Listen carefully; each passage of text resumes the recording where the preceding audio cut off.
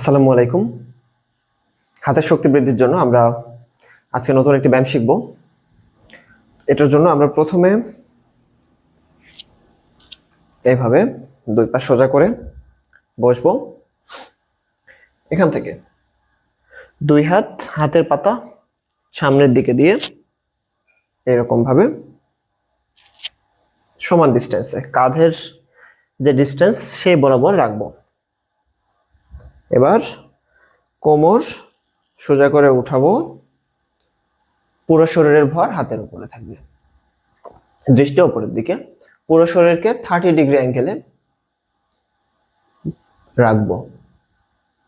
এভাবে আমরা কিছুটা সময় অবস্থান করব।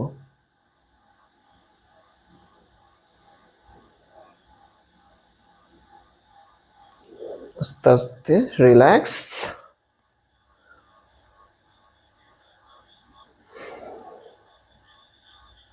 আমরা আরেকবার করি। ডান হাত বাম হাত, শরীর 30 ডিগ্রি অ্যাঙ্গেলে,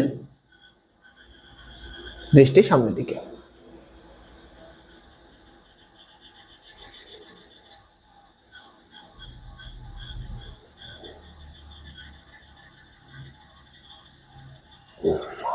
রিল্যাক্স।